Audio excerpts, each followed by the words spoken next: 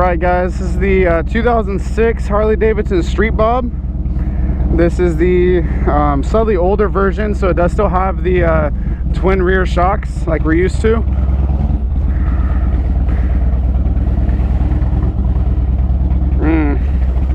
First impressions, this thing is a lot lighter than the lowrider. As far as the other newer Street Bobs, it feels about the same. The foot position is definitely a lot different. You know, a lot of these newer Street Bobs have it all squared off in the mid position. So if you're used to mid position, this is going to be a little bit different.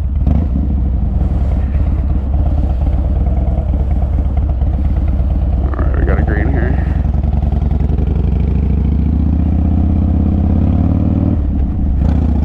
Honestly, the sound is not bad. Definitely some decent sound on her.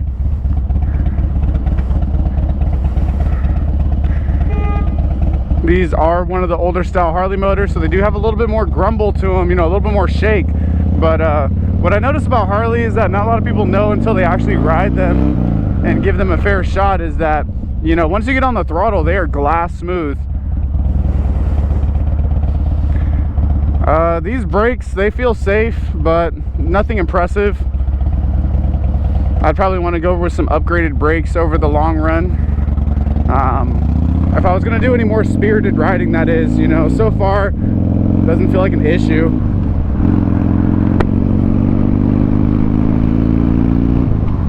Oh yeah, sound of this thing is pretty good. All right, and now we talk about the hard part about Harley, which is that, hey, they do great at 65 to 70 on these older Harleys, but anything faster than this, I already feel like I'm kind of going too fast for this bike. But it feels about right, still smooth, not dangerous, but I can definitely tell if I want to go any faster. Not just the wind, but, you know, maybe even the suspension might be an issue. Again, just going straight, taking normal curves, this is not a problem. But if you're the type to cruise at like 90 miles an hour on the highway, you should probably look at a more modern Harley. Unless you're okay with doing some aftermarket parts to make this thing really shine. But then you're still working with the 88 CI, so, you know, it almost begs the question, at what point do you go on to the newer one? And that is the question I will now be asking a lot of customers who are looking into this bike. What speed do you cruise at? If we're talking about 65, 70, 75 maybe, basically the speed limit, then you're going to be just fine. But if you're looking to be one of those guys cutting up the Sturgis at 90, 95 miles an hour, cruising on their hog, it's not going to be you on this bike. I mean, suspension does what it's supposed to do. I don't have any complaints from how it took that corner. You know, slow and smooth, I guess, is the key. Overall, the seating position though on this bike is really comfortable.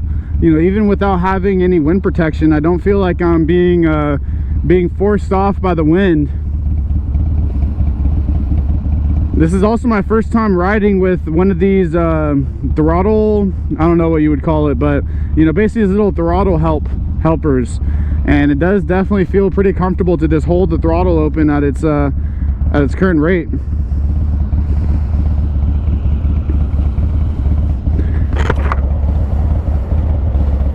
So this is kind of that Harley rumble that I was talking about, you know, looking tough, feeling tough.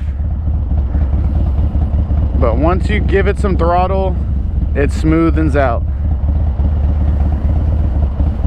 And it's almost like that chop that you feel chopping on your arms. Once you get on the throttle, that's the same chop that's actually chopping you along on the road. So it's an interesting feel. I feel like it's really unique to Harley. And it's understandable why the nostalgia of Harley riders has got them to the point where they don't care about horsepower, they don't care about price tags, they just care about feel. And that's what I would get into this bike for, is some feel. If you're looking to just enjoy a ride, cruise, take it easy, you know, you're not winning any races, you're not racing anybody for that matter, this bike would be just fine. This one also comes in at a pretty affordable price nowadays for Harleys, and with only 9,700 miles on the odometer, you know, this thing has a lot of life left to give.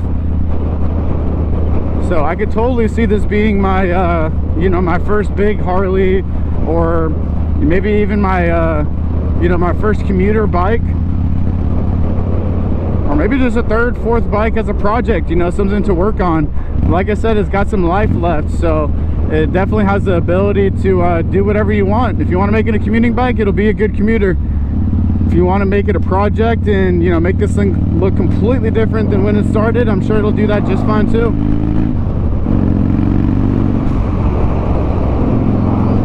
The torque difference between these guys and the 103s is definitely, it's obvious. This one still has that feel that you're accelerating quickly, but the 103s, 107s, they just give you that feel that it wants to light up the rear tire if you go too far.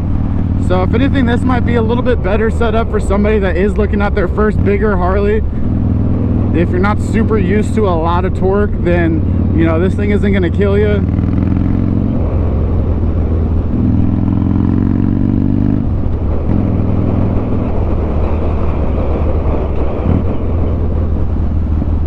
I'd say sound is probably the top thing about this bike, man. It sounds so good. Plus, it's easy to give it some throttle and still be going the speed limit. So that's pretty cool. Got a sheriff right there. Let's see how she splits.